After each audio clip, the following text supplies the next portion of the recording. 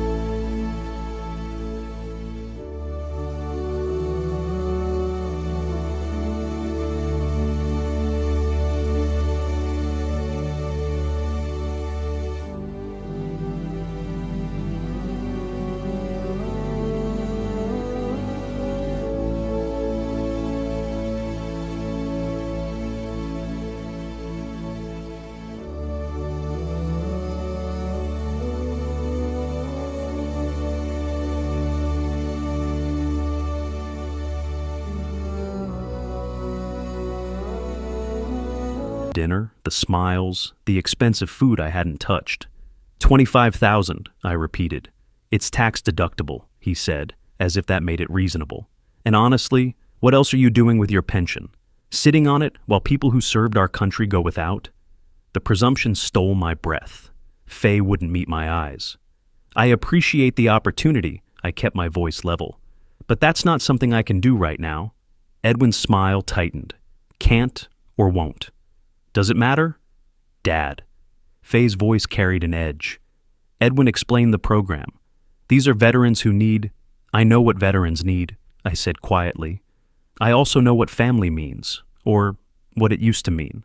The temperature in the room dropped 20 degrees. Edwin's jaw clenched. What's that supposed to mean? It means I'm still waiting on the 50,000 I lent you 3 years ago. That was different, Faye snapped. That was for our house, our future. And you were going to pay it back. We've had expenses? Like a $78,000 BMW. The words came out harder than I'd intended. Like a Tesla? Like this house that's twice what you need? Edwin stood abruptly.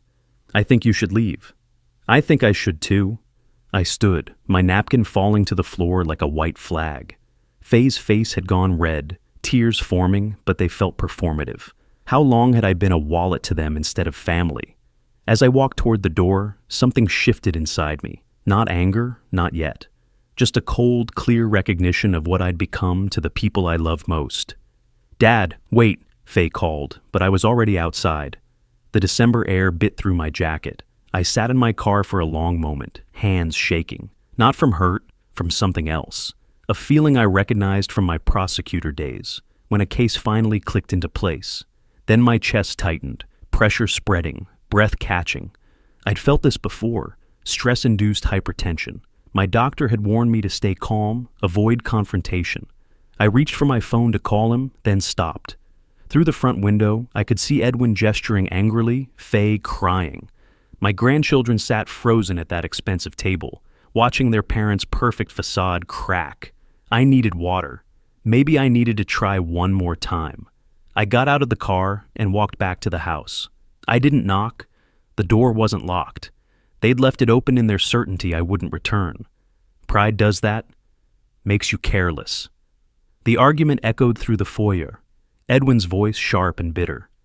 Your father always has to make everything about him, always the righteous prosecutor, looking down on everyone. He just doesn't understand our situation, Faye said, defensive but softer.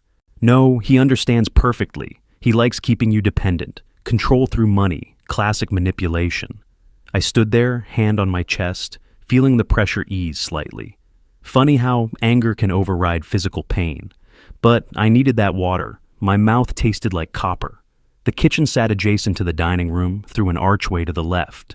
I moved quietly, my prosecutor's instincts still sharp after 5 years of retirement. In court, I'd learned to observe, to notice details others missed. That skill didn't retire. The kitchen was another showpiece. Marble countertops, commercial-grade appliances, pendant lights that probably cost more than my first car. And there, on the island, sat a leather portfolio. Open. I wasn't snooping. I was reaching for a glass in the cabinet when my eyes caught the header. Heroes Hope Foundation, Financial Overview, Q3 2024. 28 years as a prosecutor teaches you to recognize certain patterns, invoice discrepancies, irregular payment schedules, ghost vendors. The documents practically screamed at me. Patriot Medical Supply, $47,000. I'd never heard of them. A quick scan showed 3 more like it. Freedom Prosthetics, $62,000. Veterans First Equipment, $58,000.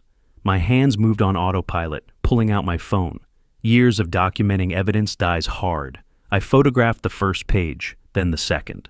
Bank statements showing wire transfers to accounts in Delaware, corporate havens for people hiding something. The foundation had raised $427,000. The disbursements to actual veterans, maybe $40,000. The rest disappeared into a web of shell companies and offshore accounts. My father's face flashed in my mind.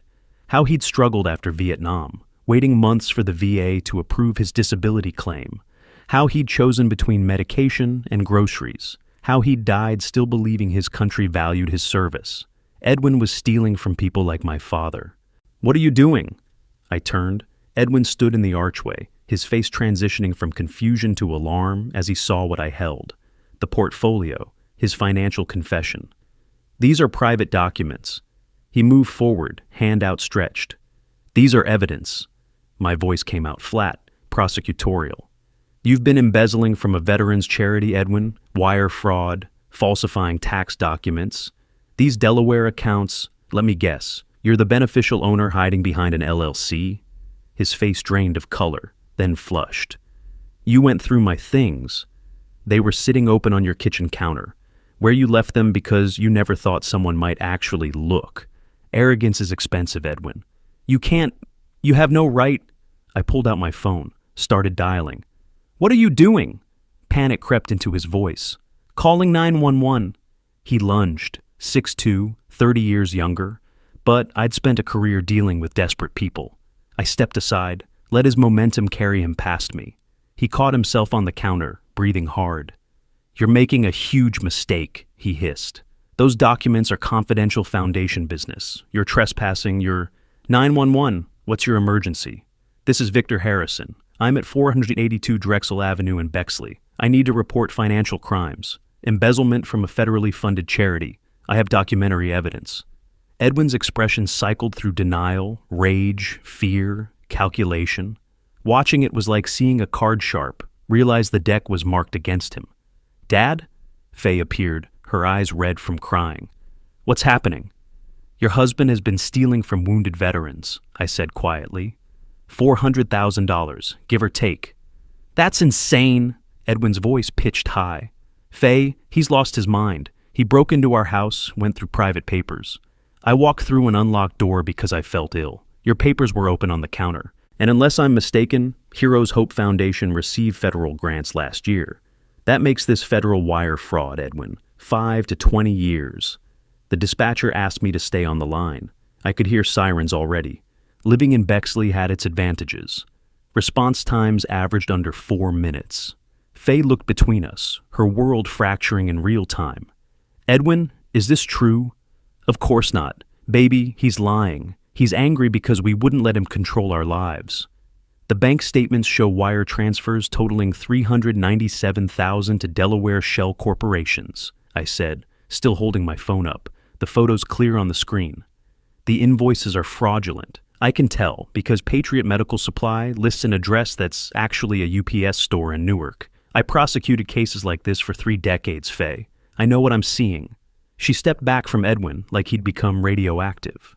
You promised those funds were going to veterans. You stood in front of the Chamber of Commerce and talked about the single mother whose son lost his legs. I helped people, Edwin's voice cracked. We did help people. Maybe I took some operational costs. Maybe the accounting got complicated, but operational costs don't hide in Delaware LLCs, I said. Red and blue lights washed through the kitchen windows. Edwin looked at the door, at me, at Faye. I watched the calculation happen. Run, fight, deflect. He chose deflect. This is persecution, he said, voice suddenly calm, controlled. You've wanted me gone since day one, Victor. You can't stand that Faye chose me, that we built something you couldn't control. Now you're weaponizing your old prosecutor buddies to destroy us. Smart. Establishing the narrative before the police arrived. But I'd taught that trick to dozens of ADAs. The doorbell rang. Faye didn't move, so I walked past her, past Edwin's silent rage, and opened it. Earl Thompson stood there in plain clothes, his detective shield clipped to his belt. Behind him, 2 uniformed officers. Victor, he took in the scene with experienced eyes. You sounded serious on the dispatch. Financial fraud, I said. Embezzlement from a federally funded veterans charity. I have photos of the evidence. It was in plain sight when I entered the kitchen for water. Earl's expression didn't change, but I saw the shift in his posture. All business now. And the subject? Edwin Gibson. He's the director of Heroes Hope Foundation. Earl nodded to the uniforms who moved past me. Edwin had his phone out, probably texting his lawyer. Faye stood frozen, her designer dress suddenly looking like a costume. Mr. Gibson? Earl's voice carried authority earned over 2 decades. I'm Detective Thompson, Columbus PD Financial Crimes Unit. I need to ask you some questions about Heroes Hope Foundation. I want my lawyer, Edwin said immediately. That's your right. Earl turned to me. Victor, I'll need those photos, and we'll need your statement. I handed him my phone, watched his eyes move across the screen, seeing what I'd seen. 28 years working together. We didn't need words. We'll need to secure these documents as evidence, Earl said. Mr. Gibson, are you the owner of the LLCs listed in these Delaware filings? Lawyer, Edwin repeated. Okay. Earl gestured to the officers. We're seizing these materials as evidence of potential federal crimes. Mr. Gibson, you're not under arrest at this time, but I strongly suggest you remain available for questioning. Faye finally found her voice. This is a mistake. There's an explanation. Ma'am, there usually is, one of the officers said, not unkindly. He began photographing the documents, then carefully collecting them into evidence bags. I stood there, watching my daughter's life disassemble. The grandfather clock in their foyer, probably worth $5,000, chimed 8 times. 8 o'clock on a night that started with prime rib and ended with police evidence bags. Edwin's eyes found mine, pure hatred, unfiltered. You'll regret this. Maybe, I said. But those veterans won't. Earl touched my arm. Let's get your statement outside. I followed him into the December cold, leaving Faye standing in her magazine Perfect Kitchen, finally understanding what her husband really was, and what her father had always been. The uniformed officers emerged carrying boxes of evidence. Earl's phone was already out, calling the federal prosecutor's office. Wire fraud crossed state lines. This would go federal fast. You okay? Earl asked me quietly. No, I said honestly, but I'm right. Yeah. He squeezed my shoulder. You usually are. The next week passed in a blur of statements, interviews, and phone calls I didn't want to answer. Earl kept me updated. The FBI had taken over the case. Federal prosecutors were building their file. Forensic accountants were tracing every dollar Edwin had touched. The machine I'd once been part of was grinding forward, methodical and relentless. Faye didn't call. I told myself I expected that. I was lying. My neighbor Hattie Morrison knocked on my door that Saturday morning with a casserole I didn't need, and concern I probably did. She'd been a nurse for 40 years before retiring, which meant she could read vital signs even when people thought they were hiding them. "You look terrible," she said, pushing past me into my kitchen. "Good morning to you too. Don't sass me, Victor Harrison." She set the casserole on my counter, chicken and rice from the smell. "The whole neighborhood's talking. Linda Matthews saw the police at your daughter's house, said there were evidence boxes. Small towns and wealthy suburbs, same gossip, different property values." "It's complicated," I said. "It always is." She poured herself coffee without asking, settled into my breakfast nook like she owned it. "You want to talk about it?" "Not particularly." "Then I'll talk and you'll listen." She sipped her coffee, grimaced at my cheap Folgers. "I've known Faye since she was 6 years old, playing in your backyard. Sweet girl, smart. Then she married that Edwin, and I watched her change. Little things at first. Less time for friends, expensive purse she couldn't afford, that smile that never quite reached her eyes anymore. I sat down across from her. Outside, December snow had started falling, soft and quiet. "Sometimes people become who they marry," Hattie continued. "Sometimes they were always that person, just waiting for permission. Which is she?" "I don't know anymore." "Yes, you do. You're just afraid of the answer." The coffee tasted bitter, or maybe that was just my mood. "He was stealing from veterans, men and women who gave everything. My father was a veteran, I remember." Hattie's voice gentled. "And you did the right thing, Victor. Don't let anyone tell you different." My phone buzzed. A text from Earl. "Call me when you can. Developments." I excused myself, stepped into my study. Dialed. "We arrested him this morning," Earl said without preamble. "Federal charges, wire fraud, embezzlement, falsifying tax documents. Bail set at $250,000. I absorbed that. $250,000. Edwin didn't have that kind of cash. Not the legitimate kind, anyway. How'd he take it? Like a man who thought money could buy him out of anything." Earl's tone was dry. "His lawyer's already calling it a witch hunt. Claims you have a personal vendetta, that the evidence was obtained illegally." "I didn't break into their house." "I know, the prosecutor knows, but expect them to fight dirty. Edwin's hired Marcus Webb." I whistled low. Webb was Columbus's most expensive defense attorney, $500 an hour minimum, with a reputation for turning juries against prosecutors instead of defendants. "That'll cost him $40,000-50,000 just for pretrial work," I said. "Yeah, well, desperate people make expensive decisions." A pause. "Victor, there's something else. Faye posted bail." The words hit harder than they should have. "How?" "Sold her jewelry, got a loan from Edwin's parents. She's standing by him publicly. Called a press conference for Monday, actually. Says you've always been controlling, that you couldn't handle her success." I looked out my window at the snow, watched it cover everything in white, making the world look clean when it wasn't. "She really believes him," I said, "or she's invested too much to admit she was wrong. 8 years of marriage, 2 kids, a house she helped pay for with money she thought was legitimate. Tough to walk away from that." After we hung up, I sat in my study for a long time. This room held my career, plaques from the Ohio Prosecuting Attorneys Association, a letter from the governor thanking me for my service, photographs of cases won and criminals convicted. 28 years of believing in justice. But justice for my own daughter felt like failure. Monday's press conference played out exactly as Webb had scripted it. Edwin stood beside Faye on the steps of the Franklin County Courthouse, looking humble in a suit that probably cost more than my monthly pension. Faye wore black, appropriately somber, her eyes red from what I hoped were real tears. "My father-in-law is a good man," she told the cameras, voice shaking just enough. "But he's also used to being in control. When Edwin and I built our own success, our own life, he couldn't accept it. This prosecution is about a bitter old man who can't let go." Webb took over smoothly, talking about irregularities in evidence collection, about Victor Harrison's well-documented history of aggressive prosecution tactics, about how the real victims here were the Gibson family, 2 young children watching their father be persecuted. I watched it alone in my living room.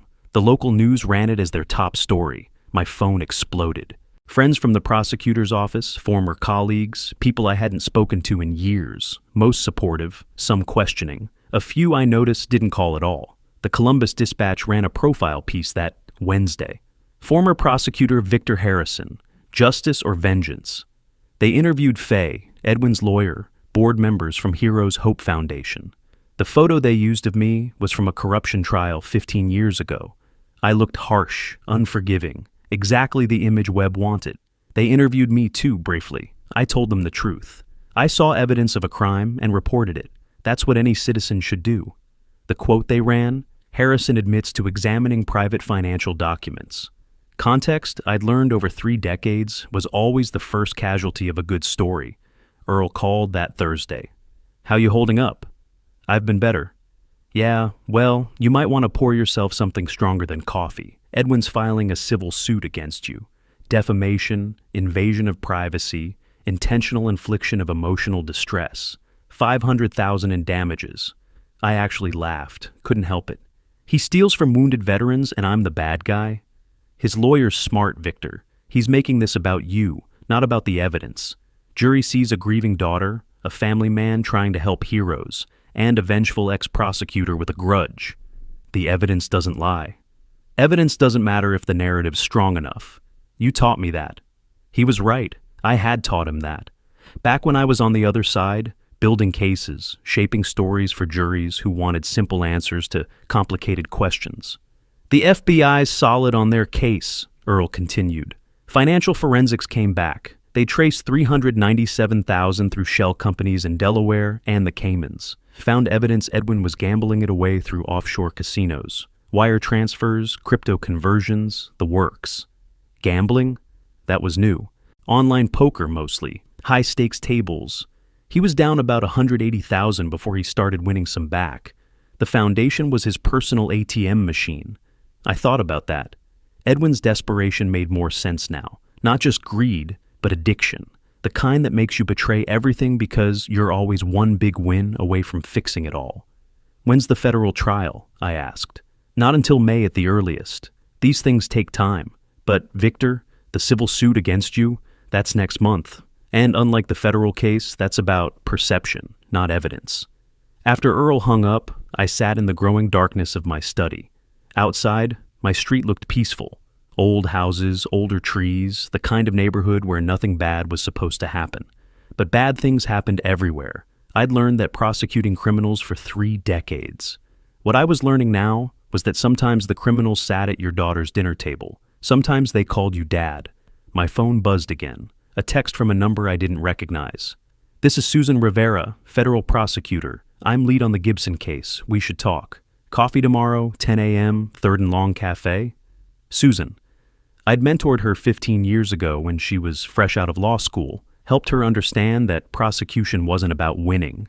It was about truth. She'd gone federal, made a name for herself in white-collar crime. I texted back, I'll be there. Something in my chest loosened. Not relief exactly, but recognition.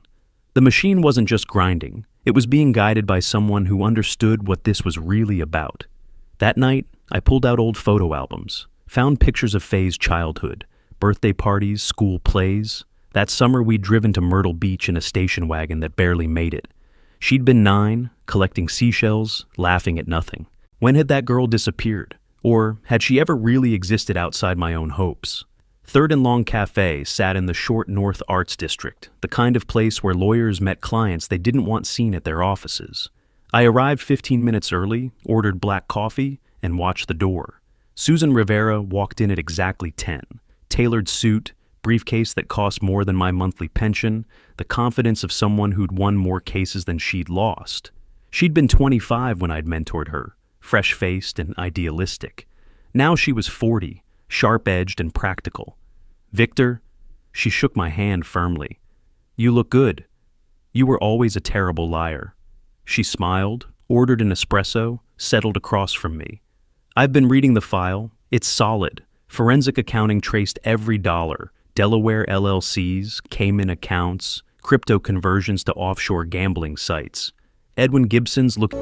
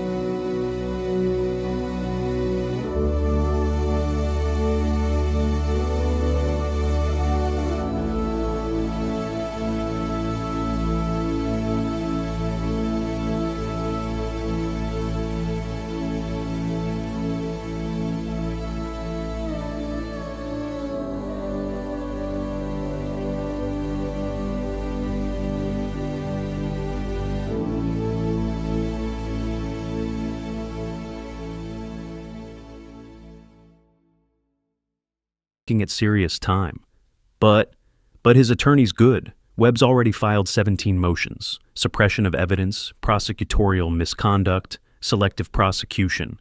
He's building a narrative that you orchestrated this whole thing out of family vendetta. I sipped my coffee. It was better than what I made at home, which wasn't saying much. The evidence speaks for itself. Evidence rarely speaks, Victor. You taught me that. She pulled out a tablet, showed me Webb's motion to dismiss. Look at this language. Mr. Harrison, a former prosecutor with 28 years of experience in evidence collection and criminal procedure, deliberately positioned himself to discover documents he knew would be present, then manipulated law enforcement contacts to initiate an investigation he knew would destroy his son-in-law's career and reputation. I went to get water. After a fight where you accused them of financial irresponsibility, after they refused to give you money, they asked me for money. Webb will spin it differently. Susan closed the tablet. He's good at what he does, and juries love a sympathetic defendant more than they love complicated financial crimes. So, what do you need from me? Honesty, complete honesty. She leaned forward. Did you suspect Edwin before that night? I thought about it, really thought. Not specifically, but I knew something was off. The cars, the house, the lifestyle that didn't match a non-profit director's salary. I thought maybe Faye had family money I didn't know about. Or Edwin's parents were supporting them. But you didn't investigate? I'm retired, Susan. I play chess and drink bad coffee. I don't investigate my own family. Until you did. The words hung between us. Outside, January snow had started again, coating High Street in fresh white. What's the timeline? I asked. Grand jury convenes next week. Indictment's a formality. We have bank records, emails, testimony from the foundation's former accountant, who was fired when she started asking questions. Trial's set for early May. But, Victor, the civil suit against you, that's next month, and that's where this gets complicated. How so? Webb's strategy is to put you on trial instead of Edwin. If he can convince a civil jury that you violated Edwin's privacy, that you had ulterior motives, it undermines the criminal case, creates reasonable doubt before we even get to May. I absorb that. Classic defense attorney move. Attack the witness, not the evidence. I'd seen it 1,000 times, hadn't expected to be on the receiving end. What do? Get your own attorney, document everything, every interaction with Faye and Edwin for the last 5 years, every loan, every gift, every conversation. And Victor? She met my eyes. Prepare for Faye to testify against you. That night, I couldn't sleep. Lay in bed watching shadows cross my ceiling, thinking about testimony, about Faye on a witness stand, Webb asking her carefully crafted questions. Did your father approve of your husband? No. Did he try to control your financial decisions? Yes. Did he express anger when you refused to borrow money from him? Truth twisted into weapon. It was brilliant, really. Webb had probably already coached her for hours.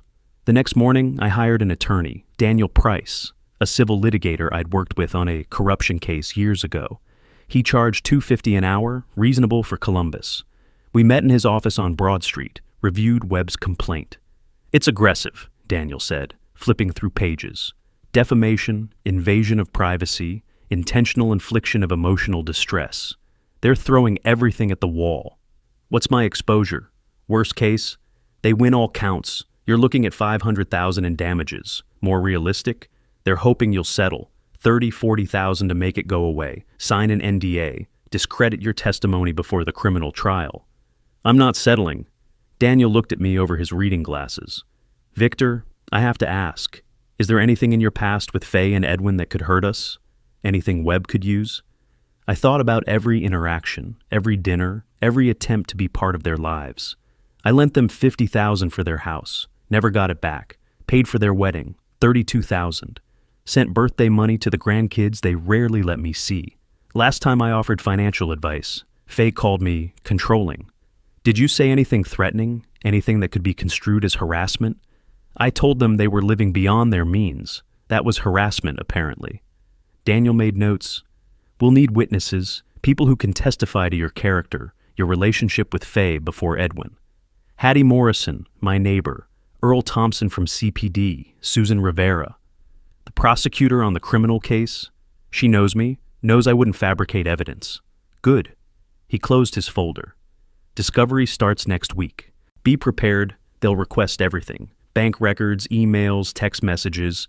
They'll depose you, probably for 8 to 10 hours. Webb will try to make you lose your temper.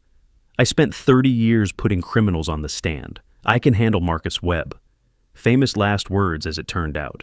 The deposition happened on a gray February morning. Webb's conference room overlooked the Scioto River, all glass and steel and carefully curated success.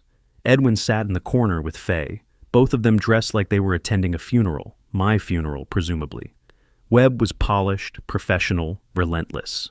Mr. Harrison, you testified that you went to your daughter's home for water, but you also testified you'd just had a stressful conversation. Isn't it true you went into that kitchen looking for something to use against your son-in-law? No. You're an experienced prosecutor. You know how to build a case. You knew that kitchen was where Edwin kept his work materials, didn't you? I knew it was where people typically keep glasses. Please answer the question, Mr. Harrison, Daniel intervened. He did answer it. Webb smiled, turned a page. Let's talk about your relationship with Ms. Faye Gibson. You've given her substantial financial support over the years, haven't you? I'm her father. $50,000 for a house down payment. $32,000 for a wedding. Various gifts totaling approximately $15,000 more. That's nearly $100,000. I wanted to help my daughter. Or control her? Webb's tone stayed pleasant. Isn't it true that when Faye started making her own financial decisions with her husband, you became resentful? No. You testified you disapproved of their lifestyle. I disapproved of them asking me for $25,000 when they owed me $50,000. So you were angry. I was disappointed. Angry enough to destroy your son-in-law's career? I reported a crime. That's what citizens do. Webb consulted his notes. Let the silence stretch. Classic intimidation. Mr. Harrison, isn't it true you've always had difficulty accepting your daughter's choices? Her marriage, her husband, her independence? I looked at Faye. She wouldn't meet my eyes. Edwin had his hand on hers, possessive and protective. I've had difficulty, I said slowly, accepting that my daughter chose a man who steals from wounded veterans. Objection, Daniel said. Move to strike. Webb waved it away. Withdrawn. Mr. Harrison, do you have any evidence at all, beyond the documents you illegally reviewed, that Edwin Gibson committed crimes? I didn't review them illegally. They were in plain sight. That's not what I asked. And there it was. The trap. If I said no, I admitted I had no independent knowledge. If I said yes, I'd have to reveal what else I'd found. Because I had found something else. Something I hadn't told Earl, or Susan, or Daniel. Something that changed everything. Mr. Harrison, Webb prompted. Do you need the question repeated? I looked at Daniel. He gave a slight nod. Answer carefully. I have the evidence the FBI has, I said. Bank records, wire transfers, fraudulent invoices. That's sufficient. Webb smiled like he'd won something. Thank you, Mr. Harrison. No further questions. The deposition ended. Edwin and Faye left without a word, their footsteps echoing in Webb's expensive hallway. Daniel gathered his files, asked if I was okay. I lied and said yes. What I didn't tell him was this. 3 days after the police had seized Edwin's documents, I'd done something I probably shouldn't have. I'd called an old contact from my prosecuting days, a private investigator named Rick Dawson, who specialized in financial crimes and owed me favors from a case I'd helped him with years ago. Just background, I'd told Rick. Nothing illegal. Public records, social media, business filings. Rick had called back 2 days later. Your son-in-law is interesting. Besides the obvious fraud, I found something else. He's been paying a woman named Valerie Chen $1,500 a month for the last 2 years. Rent for an apartment in German Village. The name had meant nothing then. It meant something now. I drove to German Village that afternoon, breaking every promise I'd made to Daniel about staying away from the case. The address was a renovated brownstone on South 3rd Street. Expensive even by German Village standards. Rent probably ran $3,000 a month. I sat in my car across the street for 20 minutes, feeling every one of my 63 years. What was I doing? Playing detective like I was still 40 and bulletproof? The door opened. A woman emerged, late 20s, professional attire, briefcase. Not what I'd expected, though I wasn't sure what I had expected. I got out of my car before I could talk myself out of it. "Excuse me, are you Valerie?" She turned cautious. "Who's asking?" "My name is Victor Harrison. I think we need to talk about Edwin Gibson." Her expression shifted, surprise, then recognition, then something like relief. "You're Faye's father. You know Faye?" "I know of her." Valerie glanced at the brownstone, then at me. "How did you find me?" "I was a prosecutor for 28 years. Finding people is what I did." She studied me for a long moment. "There's a coffee shop 2 blocks away, Stoff's. Meet me there in 10 minutes. And Mr. Harrison, come alone or I disappear." Stoff's Coffee Roasters occupied a corner spot, all exposed brick and local art. Valerie was already at a back table when I arrived, 2 cups of coffee waiting.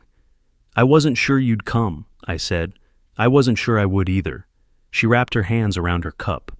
"But I've been waiting for someone to ask the right questions. Might as well be you.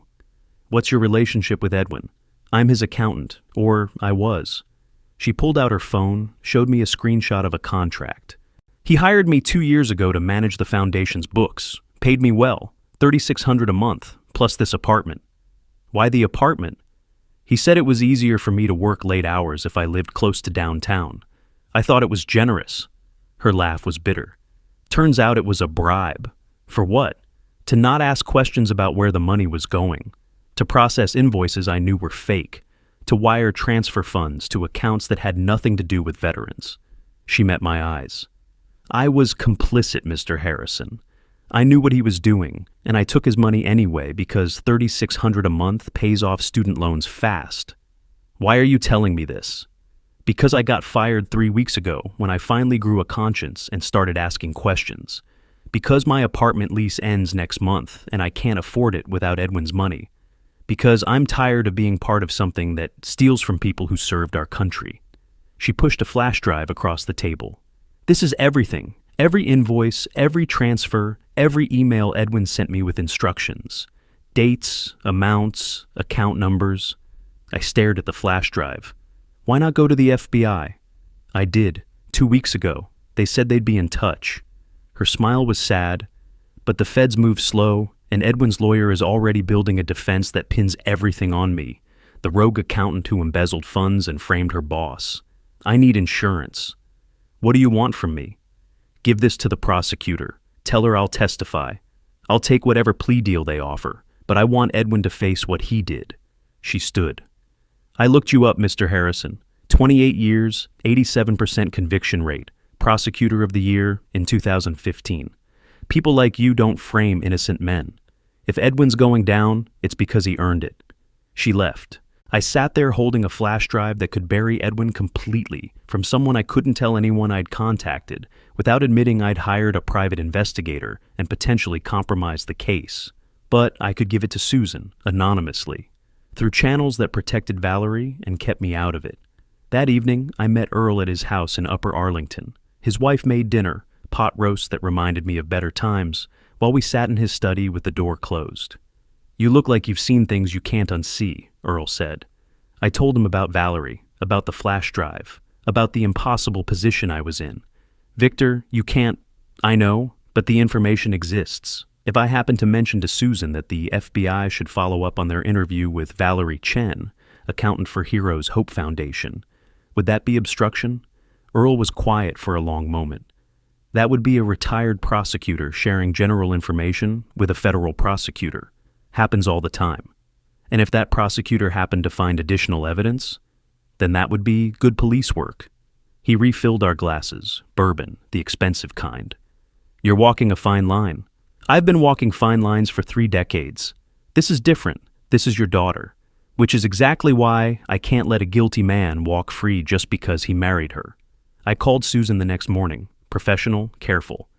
"The FBI interviewed an accountant named Valerie Chen, former employee of Heroes Hope. You might want to follow up." "Why would I do that?" Susan's tone was neutral. "Because accountants keep records, especially when they think they might need them." A pause. "Thank you for the tip, Victor." 2 weeks later, the Columbus Dispatch ran a story. Former foundation accountant cooperating with federal investigation. The article mentioned Valerie Chen, 32 years old, CPA with 10 years of experience, providing testimony and documentation in the Edwin Gibson case. My phone rang within an hour. Webb's number. "You just made a serious mistake, Victor," he said without preamble. "I don't know what you're talking about." Somehow, the FBI found my client's former accountant. Somehow, she has documentation that's not in the original evidence file. Somehow, this all happened after you hired a private investigator. My blood went cold. "I haven't hired anyone. Rick Dawson, $2,000 retainer paid from your personal checking account 3 weeks ago. Public record, Victor. You're a prosecutor. You should know better." I'd been stupid, careless. Rick had filed the payment as income, which meant it existed in the system.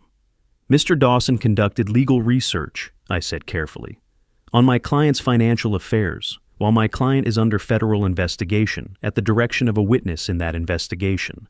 It's called witness tampering, Victor. Or, didn't they teach you that in prosecutor school?" He hung up. I stood in my kitchen, phone in hand, realizing I'd just given Webb ammunition to destroy not just me, but potentially the entire case against Edwin. Daniel Price called an hour later. Webb just filed an emergency motion to dismiss the criminal charges, claims prosecutorial misconduct, witness tampering, fruit of the poisonous tree. He's asking for sanctions against you and the federal prosecutors. Can he win? He shouldn't. But he's making noise, and noise creates doubt. The civil trial is in 2 weeks, Victor. This just gave him everything he needs. That night, I sat in my study with the lights off, looking at photographs of Faye. Birthday parties, graduations, her wedding day. In every photo, she was smiling, happy. Or at least I thought so. Had I done the right thing? Or had I let my righteous anger destroy whatever chance we'd had at rebuilding our relationship? The answer came the next morning, an envelope in my mailbox, no return address. Inside, a single photograph. Edwin and Faye, standing in front of a "for sale" sign outside their Bexley house. On the back, in Faye's handwriting, "We're losing everything because of you. I hope you're satisfied." But what caught my attention was something else. The Tesla was gone from their driveway. In its place, a 10-year-old Honda Accord, the first crack in their perfect facade.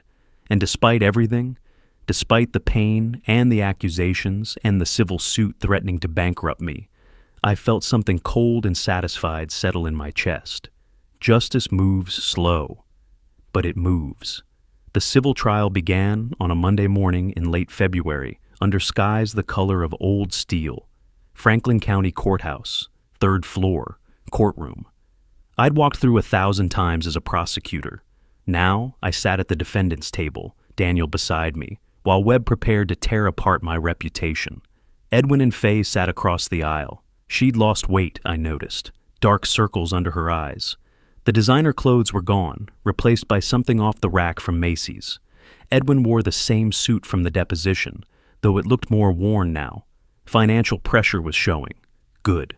Judge Patricia Morrison, no relation to my neighbor Hattie, called the court to order. Webb stood, smooth as silk. "Your Honor, this case is about a man who couldn't accept his daughter's independence. Victor Harrison, a former prosecutor with nearly 3 decades of experience in criminal investigation, deliberately violated my client's privacy to destroy their lives out of personal vendetta," Daniel countered. "This case is about a father who discovered evidence of a federal crime and did what any citizen should, report it to authorities.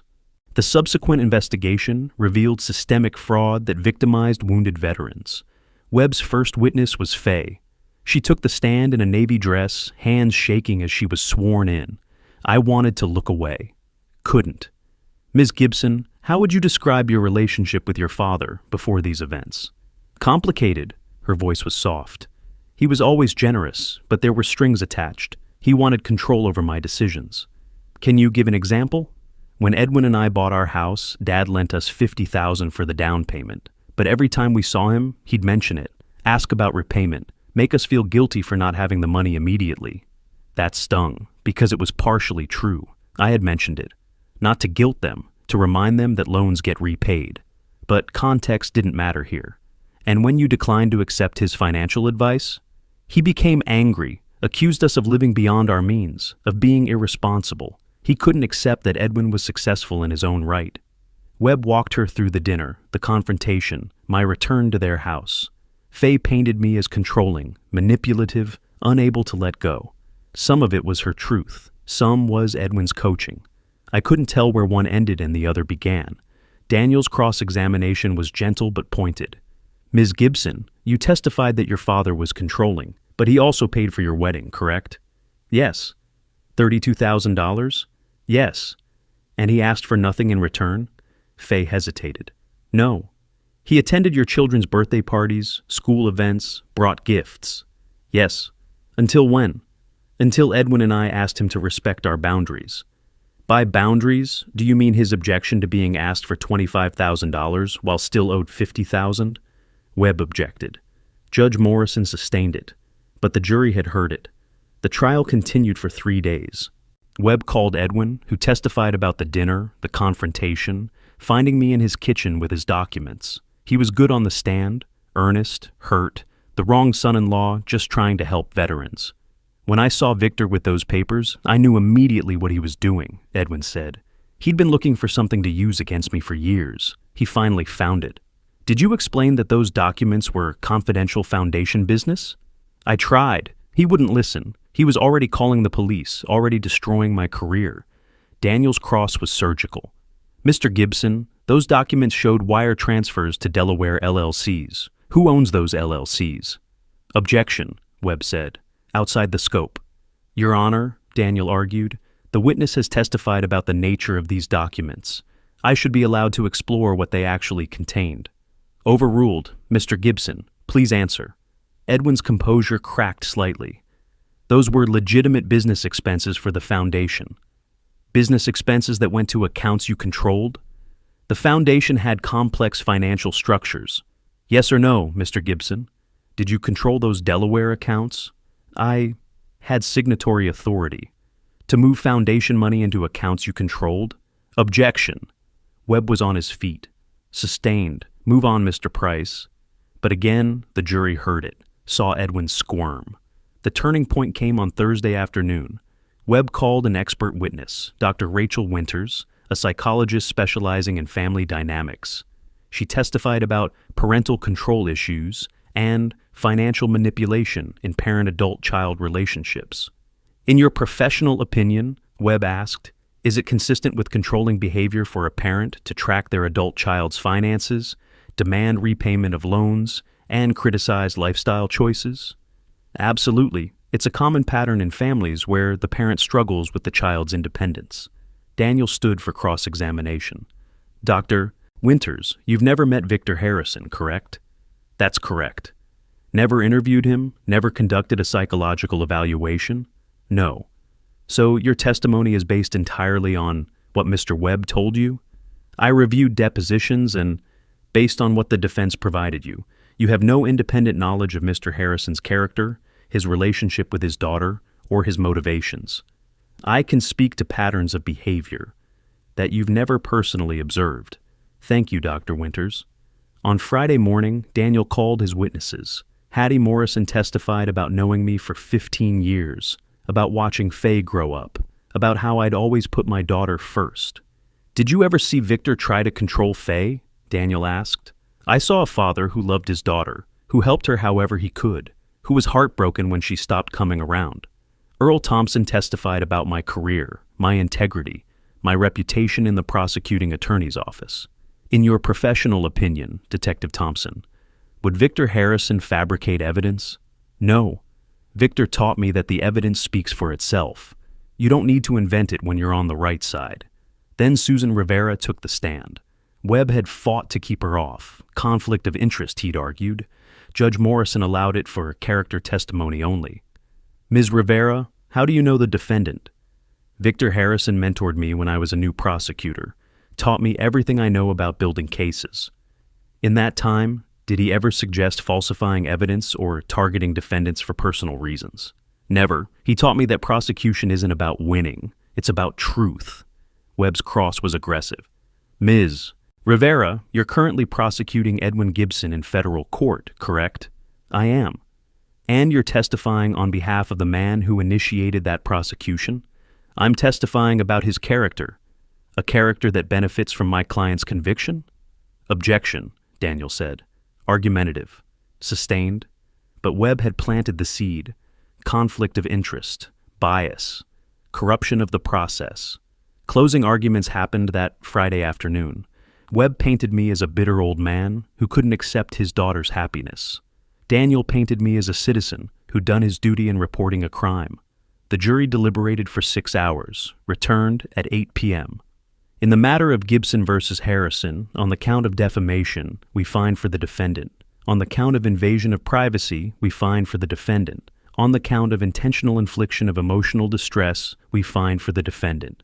3 for 3. I'd won. Edwin's face went white. Faye started crying. Webb gathered his papers with controlled fury. Outside the courthouse, Daniel shook my hand. Good result, Victor. What happens now? Now we wait for the criminal trial. May, remember? That's the one that really matters. I drove home through February darkness, feeling hollowed out. I'd won. I should have felt victorious. Instead, I felt like I'd lost something I couldn't name. My phone rang as I pulled into my driveway. Unknown number. Mr. Harrison, this is James Patterson from the Columbus Dispatch. I'm doing a follow-up piece on the Gibson case. Do you have time for an interview?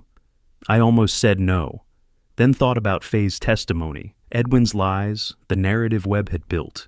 Yes, I said. I have time. The article ran Sunday morning. Victor Harrison vindicated in civil trial, but questions remain about Foundation scandal. Patterson had done his homework, found other veterans who'd been denied assistance, traced the money through the shell companies, interviewed Valerie. The quote they led with was mine. I didn't do this to hurt my daughter. I did it because men and women who served our country deserved better than to be stolen from. If that makes me the villain in someone's story, I can live with that. By Monday morning, the story had gone viral. Social media erupted. Veterans groups rallied. The foundation that had fired Edwin announced an independent audit and restructuring, and Webb filed notice that Edwin's bail had been revoked. He'd violated conditions by contacting Valerie, trying to intimidate her into changing her testimony. Edwin was going to jail to await trial. The call from Faye came Tuesday morning. Her voice was small, broken. Dad, we need to talk. We met at a diner on Morse Road, neutral territory far from Bexley's judgment and Clintonville's memories. I arrived first, ordered coffee I wouldn't drink, watched the door.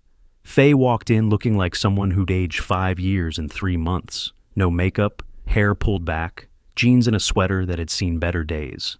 This wasn't the polished woman who'd testified against me 2 weeks ago. This was someone who'd run out of armor. She slid into the booth across from me, didn't order anything. Thank you for coming, she said. You're my daughter. I'll always come. Her eyes filled. She looked away, composed herself. The bank foreclosed on the house yesterday. We have 30 days to vacate. I absorbed that. The Bexley house, the one I'd helped them buy, gone. I'm sorry. Are you? The question wasn't accusatory, just tired. You won, Dad. Edwin's in jail. I'm losing everything, and you were right about all of it. Doesn't that feel good? No, I said honestly. It feels necessary. There's a difference. She pulled out her phone, showed me a screenshot. An email from Edwin's parents. They're cutting us off. Said we brought shame to their family. They've already spent over $150,000 on legal fees and bail money. They're done. What about Edwin's lawyer? Webb dropped him, can't pay the retainer. She laughed, brittle and sharp. Turns out loyalty costs $500 an hour, and we're out of money. The waitress refilled my coffee. Faye ordered tea she probably wouldn't drink either. I talked to Edwin yesterday, prison visit. She wrapped her hands around her cup. He tried to blame you. Said if you'd just minded your own business, none of this would have happened. Said we could have paid back the money eventually, that it wasn't real theft because he always planned to return it. That's not how federal wire fraud works. I know that now. Her voice cracked. I know a lot of things now, like how he gambled away nearly $200,000, how he had an apartment in German Village that I didn't know about, how he paid off an accountant to hide his crimes. Valerie wasn't... I know what Valerie was. I read her testimony. Faye met my eyes. She was a kid who made a mistake and tried to fix it. I'm 35 years old, and I spent 8 years making excuses for a man who stole from wounded veterans. What does that make me? The question hung between us. Outside, March wind scattered old snow across the parking lot. It makes you human, I said quietly. People believe what they want to believe, especially about people they love. I testified against you, in court. I said terrible things. Some of them were true. She flinched. What? I did bring up the loan. I did judge your lifestyle. I wasn't perfect, Faye. I was a father watching his daughter drift away, and I handled it poorly. But you were right about Edwin. Being right doesn't make it hurt less. We sat in silence. The diner hummed around us. Other conversations, other lives that hadn't imploded. The kids ask about you, Faye said finally. They don't understand why Grandpa doesn't visit anymore, why Daddy's gone, why we're moving to a smaller apartment. What do you tell them? That sometimes grown-ups make mistakes, that Grandpa did the right thing even when it was hard. She wiped her eyes. They miss you. My throat tightened. I miss them too. I'm filing for divorce. My lawyer says it'll be final before Edwin's trial even starts. She pulled out papers, slid them across the table. Petition for dissolution of marriage, drafted by a legal aid attorney. I can't afford Webb or anyone like him. I got someone from the courthouse referral service. She charges $200 an hour, which I can barely afford. Faye, I'm not asking for money, Dad. I'm telling you because you deserve to know, and because I need you to understand something. She looked at me directly. I chose Edwin over you. I believed his lies over your truth. I stood in a courtroom and tried to destroy your reputation to protect a man who was using me just like he used everyone else. You didn't know. I should have known. You tried to warn me, gentle at first, then more direct. And every time, I chose to believe I was right and you were just trying to control me. She pushed the tea away. How do I come back from that? I thought about my career, about defendants who'd realized too late what they'd become, about the ones who'd asked for redemption and meant it. You start by being honest, I said. With yourself, with me, with your kids. You acknowledge what happened, you learn from it, and you do better. Can you forgive me? The question I'd been avoiding. I looked at my daughter, really looked at her, saw the girl who'd collected seashells at Myrtle Beach, who'd called me daddy until she turned 12, who'd asked me to walk her down the aisle because I was her hero. Somewhere between that wedding and this diner, I'd lost her. Or she'd lost herself. Maybe both. I already have, I said. But Faye, forgiveness isn't forgetting. It's choosing to move forward despite the past. That takes time. For both of us. She nodded, tears flowing freely now. Can I ask you something else? Anything. Will you help me with the kids? Not money, just being there. They need stability. They need family. I can't give them much right now, but you could... Yes. I didn't hesitate. Whatever you need, whatever they need. Relief washed across her face. Then, something else. Fear. Edwin's trial starts in May. The prosecutor called. They want me to testify. Susan Rivera? Yes. She said my testimony about Edwin's finances, about what I knew and when I knew it, would be crucial. But Dad, if I testify, Edwin's parents will never forgive me. His friends, our neighbors, they'll say I betrayed him. Did you know about the fraud? No, not until you found those documents. I thought the foundation was legitimate. I thought Edwin was helping people. She paused. But I knew about the gambling, not the extent, but I knew he bet on football games, played online poker. He said it was under control. I chose to believe him. Then you testify truthfully. You tell them what you knew and what you didn't. You let the jury decide what it means. He'll hate me. He already stole from veterans and lied to you for years. His feelings aren't your responsibility anymore. She sat with that. Outside, the March sun broke through clouds, painting the parking lot in cold light. There's something else, she said. The foundation, the restructured one, after Edwin was removed, they asked if I'd be willing to meet with some of the veterans who were denied assistance, to apologize on behalf of the organization. Are you going to? I don't know. What would I even say? Sorry my husband stole the money that was supposed to help you. It sounds hollow. It probably will sound hollow, I agreed, but it's still worth saying. Those people deserve acknowledgement, even if it can't undo the harm. Will you come with me if I do it? I thought about my father, about what he would have wanted. Justice, yes, but also accountability. Someone standing up and admitting wrong? Yes, I said. I'll be there. We talked for another hour, about the kids, about the apartment she'd found in a cheaper neighborhood, about her job, still intact, barely, but the HR director had given her a formal warning about the negative publicity. about how Columbus, for all its size, felt small when everyone knew your business. As we stood to leave, Faye hugged me. Really hugged me, not the performative kind from that last dinner. "I'm sorry, Dad," she whispered, "for all of it." "I know," I said. "We'll get through this." The gathering continued until late evening. As people left, each veteran shook my hand, thanked me again. Ruth Hensley hugged me, whispered, "Daniel would have liked you," in my ear. After everyone departed, Faye lingered. "Can I bring the kids by this weekend? Tyler wants to help you build something. Nina wants to plant flowers." "Yes, always yes." She hugged me at the door. "I love you, Dad. Thank you for not giving up on me, even when I gave up on you. That's what parents do." After she left, I sat in my study with Earl, who'd stayed to help clean up. We worked in comfortable silence, the kind that comes from decades of friendship. "You did good, Victor," he said finally. "Not everyone would have made the call you made. Not everyone had a father who served, who believed in something bigger than himself. Still, it cost you. And it gave me something back. Not what I lost, but something different. My daughter's learning integrity. My grandchildren will grow up knowing their grandfather stood for something. The foundation's helping veterans again." I looked at the plaque from the veterans, now mounted on my wall. Some prices are worth paying. September came with cooler air and changing leaves. Faye's apartment, 4 blocks from mine, became a regular stop. Sunday dinners resumed, simpler than before, but more honest. Tyler and Nina filled my house with noise and life I'd been missing. The restructured Heroes Hope Foundation thrived. Under Bill's direction, with me advising on oversight and accountability, we approved applications Edwin had denied and funded new initiatives. The donations kept coming, people inspired by the story, wanting to help.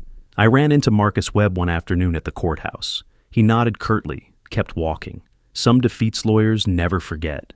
In late September, I received a letter from Edwin, prison mail carefully censored. He'd written to say Faye needed to bring the children to visit, that he had rights as their father, that she was poisoning them against him. I showed it to Faye. She read it, tore it up.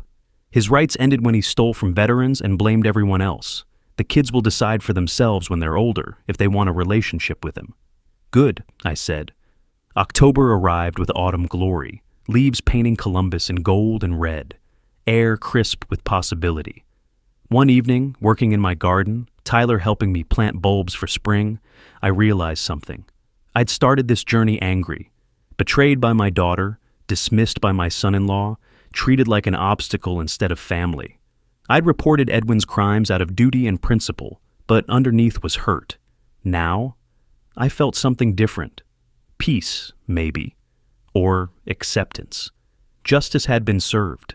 My relationship with Faye was rebuilding, slowly, carefully, with new boundaries and mutual respect. My grandchildren knew their grandfather. Veterans were being helped. Edwin would spend the next 14 years in federal prison, his reputation destroyed, his freedom measured in decades. Faye was divorced, financially struggling, but emotionally stronger. I'd won the war, but at significant cost. Yet, watching Tyler carefully place tulip bulbs in soil that would nurture them through winter into spring bloom, I understood something my father had tried to teach me decades ago. Sometimes the right thing costs everything, and sometimes, if you're patient, you get back something better than what you lost. Not the same, never the same, but real, honest, built on truth instead of lies. Tyler looked up at me, dirt on his nose. "Grandpa, will these really grow?" "Yes," I said. "They need time and care, but they'll grow. Just like families, just like justice, just like redemption. Given enough time, the right conditions, and people willing to do the work." United States of America versus Edwin Michael Gibson began in May. Federal Courthouse, Judge Brennan presiding. I sat with Earl, watching justice unfold. Susan Rivera's opening was devastating. Edwin Gibson stole $427,000 from wounded veterans through lies. When questioned, he fired employees. When discovered, he attacked his father-in-law. The trial lasted 8 days. FBI accountants traced every dollar through offshore gambling sites. $183,000 lost to online poker. Valerie testified about processing fraudulent invoices. I chose comfort over conscience until I met a veteran denied help while Edwin had $400,000 in the bank. When I confronted Edwin, he fired me and threatened to destroy my career. Thomas Martinez rolled into court in his wheelchair. I applied for a specialized chair, $3,200, denied twice while Edwin bought luxury cars. 4 more veterans followed. Applications denied, promises broken. Faye took the stand. I knew nothing about the foundation. I trusted Edwin. Her voice cracked. When my father found the documents, it took months to accept the truth. When asked about divorcing Edwin, Faye looked directly at him. My lifestyle collapsed because he stole from people who sacrificed everything. There's nothing convenient about realizing you married someone capable of that. Edwin didn't testify. Susan's closing was surgical. Edwin Gibson chose himself over veterans. Every time. This isn't complicated. It's theft. 11 hours of deliberation. Guilty. 14 counts. All guilty.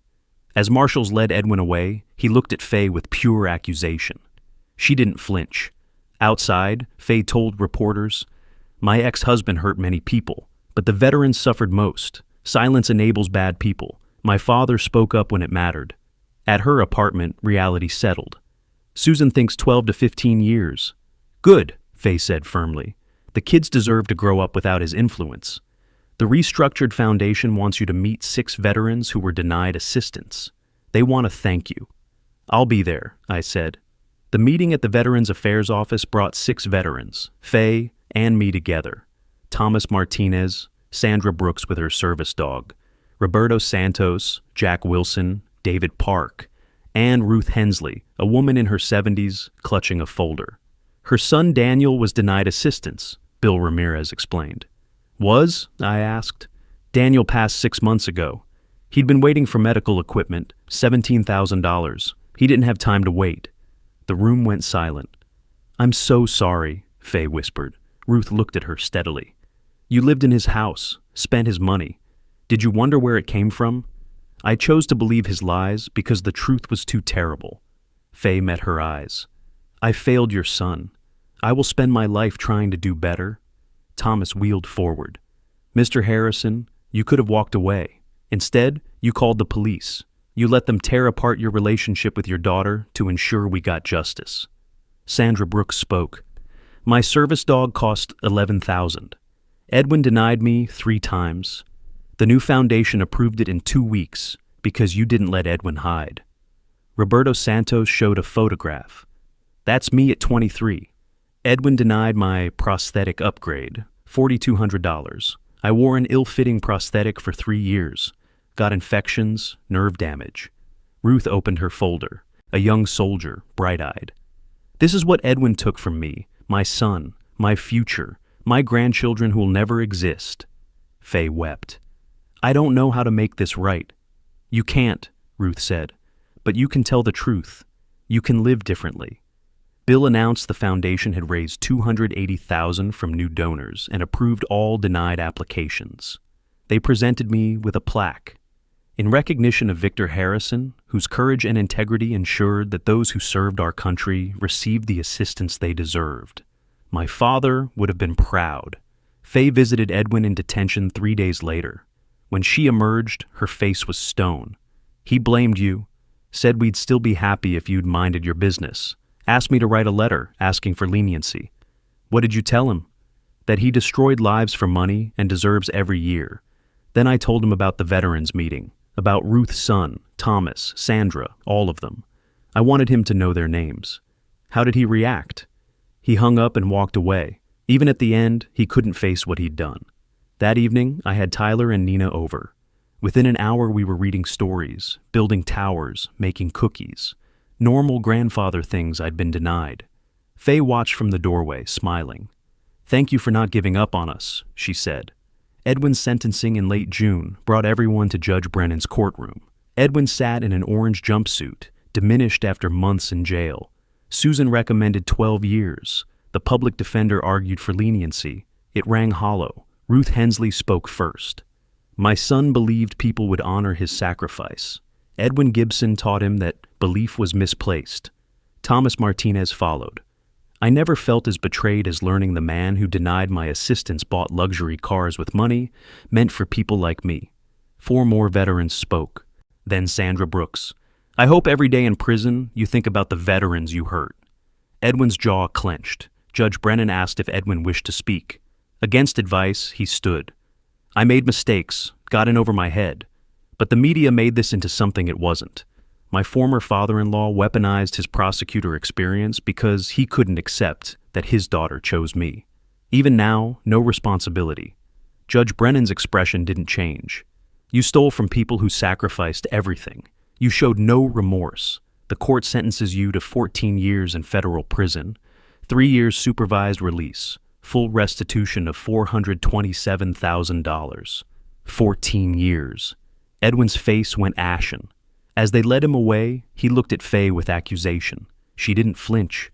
Outside, Faye told cameras, "Silence enables bad people. My father spoke up when it mattered. I should have listened sooner." At my house, we gathered. Veterans, Bill, Earl, Hattie, Susan, Daniel. Thomas raised his glass. To Victor Harrison, who proved doing the right thing matters more than family loyalty when family is wrong. Later, Faye and I talked privately. Edwin said you weaponized your experience. Was he right? I recognized the patterns instantly, I admitted. Knew what evidence prosecutors needed. But I didn't create the crimes. I just couldn't look away. I forgave you months ago, I said. But I established boundaries. You're my daughter, and I love you. That doesn't mean I'll accept being treated like a wallet. Can I bring the kids by this weekend? Yes, always yes. After everyone left, Earl stayed. You did good, Victor. It cost me. And gave you something back. Your daughter's learning integrity. Your grandchildren will know their grandfather stood for something. I looked at the plaque. Some prices are worth paying. September brought Sunday dinners with Faye and the kids. The foundation thrived under Bill's direction. I ran into Marcus Webb at the courthouse. He nodded curtly, kept walking. Edwin sent a letter demanding Faye bring the children to visit. Faye tore it up. The kids will decide for themselves when they're older.